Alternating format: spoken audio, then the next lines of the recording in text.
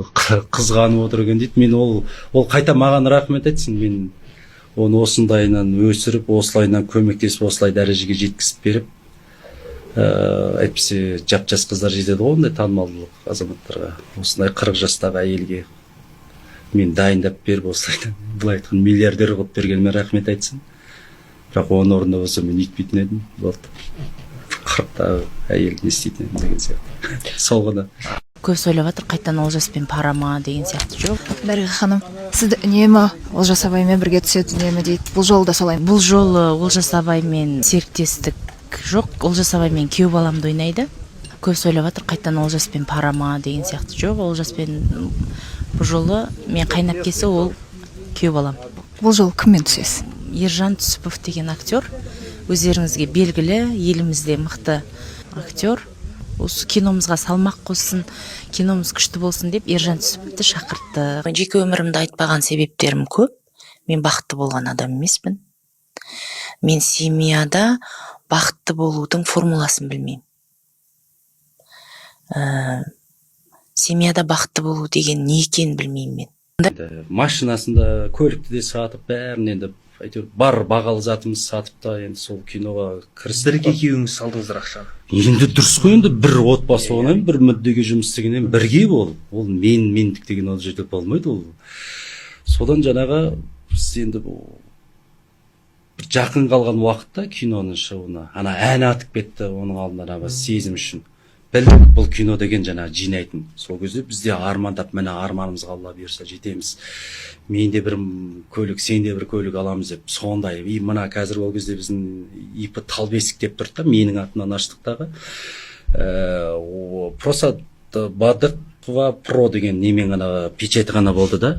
И содан кейін былайнан да біз келіскенбіз. Ол осы кинодан кейін сразу Дархан продакшн ба, білмеймін, сенің атынан өстіп не қыламыз деп. Сөйтсем уже баяғыдан Таиландтан мен уже бірдеңке мөлтетіп қойған ғой. Оны бәрі содан сөйтіп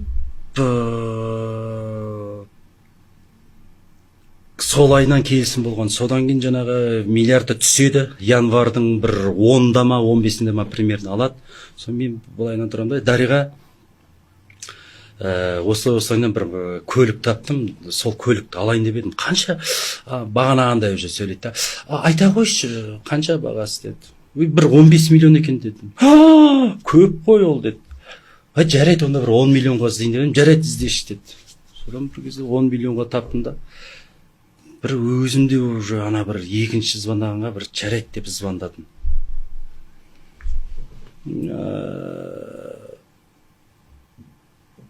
Звондап едім, 10 миллионға көлік таптым деп едім. Ойбай, менде қазір ондай ақша жоқ. Бізде әлі мына кассадан, банктен шеше алмай жатырмыз. Сондай бір кедергілер болып жатыр. Мен бір кішкене тағы да арзандау машина іздеші деді. Одан мен түсіп баратыр ғой деп.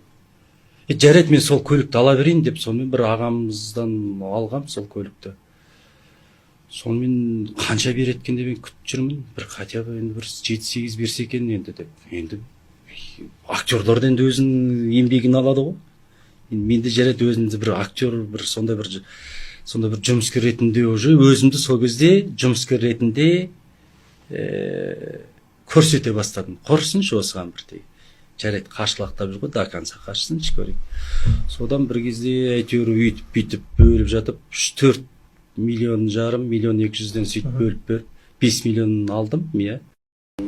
Маған өзіндей әкемді оралтқанына кешірші папа мені, білмеймін басқа не айтам енді. Бауырларым ана орнына ана болып қалған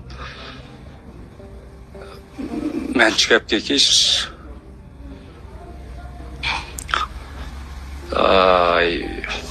Бекзат, бейбіт бауырым кешіріңдер. Басқа да туған туысқандарым. Кешіріңіздер, болды, басқа ештеңе айта алмаймын. Жігіттер мен сияқты болмаңдар. Күшікке болмаңдар. Нақты айтады. Нақты айтам. Дариға Бадықованың бывший күйеуі интервью беріпті. Зачем так позориться? Шығып, ойбай, маған ақша бермеді деп. Қалай екен? қаншама әйелдер осылай төртеу бесеу туып бүкіл өмірін еркекке арнап дымсыз қалып жатыр ғой, еркек ақша тапқан кезде. А тут он же даже не рожал. Вот если бы он рожал детей, бесеу алтауық бала туып үйде отырса, сөйтіп барып Дариға ақша бермей кетіп қалса, вот тогда мы бы ее осуждали. А так, простите, сама заработала, сама все сделала. Ол бала қараған жоқ, бала туған жоқ. Я думаю, что она права. Она вот отомстила за всех женщин. Дариға отомстила за всех женщин, я считаю. Ассалаумағалейкум ағайын. Маған осы уақытқа дейін қаншама халықтан қоңыраулар түсті. Туған туысқаннан, жақындардан. Әрқайсысына жеке-жеке жауап беріп жатпайын деп. Нұрсейіт Жылқышбай бауырыма сұхбат берейін деп шештім. Бәріне бір жауап осы болсын деп. Ал сол уақытқа дейін мен қандай күйде болғанымды өзімнен басқа ешкім білмейді. Және бір Алла. Мен сол уақыт арасында өзім қол жұмсауға дейін бардым. Тойға, киноға бару былай тұрсын, тіпті көшеге шығудан қалдым.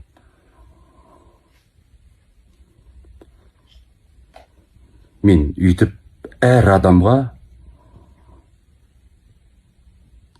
мазақ болғанша сотталып кеткенім артық. Барлық информацияны жинап жүрдім, көрейін, қай жерге дейін барады екен. Содан сөйтіп жүрген кезде сол киноны түсіретін болып шешеміз таптым сені бірді.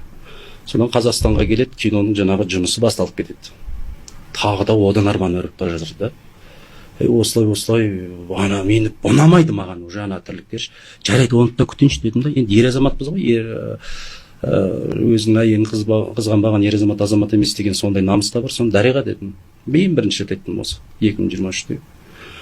Осы сен что-то олжас дей бересің, тек сені бір қызғанып неғып бара жатқан емес, просто отбасым сен что-то не көңілің кетіп қалды ма дедім. Ойбай, мен қайтемін деді. Деп бір сендім. Тағы да жүрміз. Бір күні киноның түсірілімі басталды. Соны барсам, уже ана Олжас мені теріс айланып қашып жүрді. Бәрін біліп жүрмін ғой, бәрін біліп жүрмін. Жарайды, мұны да көрейінші дедім да. Дариғадан тағы да айттым.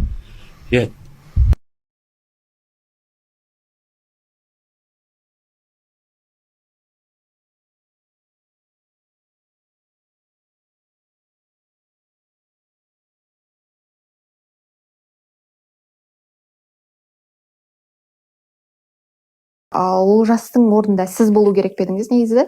Негізінде ол кісі маған Дариға кезінде айтқан болатын. Рүстем, ол кісі андай аяғына дейін айтпайды ештеңені. Үстіп тұрады да, Рүстем деп бүйтіп бір қаратып алады. Дейсің. Бір жоспарым бар еді менің. Қандай жоспар? Сол кино ғой баяғыне. Сол кино түсірсем ба деп тұрмын, сен маған керек болып қаласың ау. Жарайды, кейін сөйлесеміз дейді, бітті. Ана жерде өзің отырасың, сосын не болып кетті, не айтты, қашан, не кино деген сияқты ше.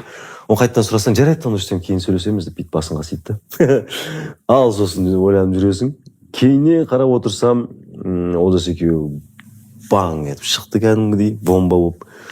Саундтрегімен жарып алды бірінші, сосын трейлер шықты, сосын киносы шықты. Мен тек қана қуанам, мен өзіне де айтам. Мен ризамын саған деймін, Дариға. Молодец, жарып атсың, шулатып атсың, керемет. Өнер деген осылай болу керек. Мына Дариға Бадыкованың экс-күшік күйеуі бар емес пе? Дархан Мархан Сархан Тархан деген. Енді соның кішігірім меня обращение шыбасы керайын, көтіңжі Ирайын. Көке, сен на каком основании еркек бола тұра, өз әйеліңді жамандап жылап отсың кешегі подкастта, бүкіл қазақ еліне еще оны жыр қылып, 16 жыл бойы сене тұрған екен ғой шыбасы керайын, көтіңжі Ирайын. Дариға осындай, Дариға мұндай, мені тастап кетті, соның кезінде Мұхтар Ауызов театрынан шығып кеттім, маған 8 миллиондық машина алып бермеді, бла-бла-бла, мяу-мяу-мяу шыбасы керайын, көтіңжі Ирайын. Айналып тұрып басыңа шлем кигізіп рукоприкладство істеп жіберейін ба на ровном месте ешбасы керем кутакжи ирайну ме машина керек па жұмыс істеп мына гипокарстан өзің заказ беріп ал дариға саған ақша беру міндетті емес шебасы керем кутакжи ирайну и вообще во всем виноват ты сам жақсы еркектен әйел ешқашан кетпейді. Я скажу тебе даже больше, ақылы бар, мінезі бар, миы бар, ақша тапқыш, отбасын өзі асырай алатын, көңіл күй, внимание сыйлай алатын, бере алатын и татағы былай мощно тұратын еркектен әйел ешқашан кетпейді шебесі керен кутакжи ирайну. Болды, доғар ет, психологический давление интернет желісіне жаса берме оған, әйел қол, просто отпусти ее. Пусть бақытты болсын шебесі керен кутакжи ирайну. Одан бөлек я mesela түсініп тұрмын, жартылай ішкі дүниеңді көріп тұрмын, примерно драма куин болып тұр, обесценивание болып тұр. Адам баласының ет пен сүйектен жаралған. Ну неге изначально менің жаныма келіп осының барлығын айтып бөліспедің? Каспиңме 250 мың теңге аудармадың? Совет беруші едім ғой. Көп ұйықтай берме деп мысалы шебесі керен кутакжи ирайну. Тағы не дейін? Сен еркексің. Көтері басыңды, оглянись вокруг. Қыздар мен әйелдер көп. Табасың әлі өз бақытыңды. Мүмкін таппайсың, кім білер. Бір құдайға мәлім шебесі керен кутакжи ирайну. Че еще?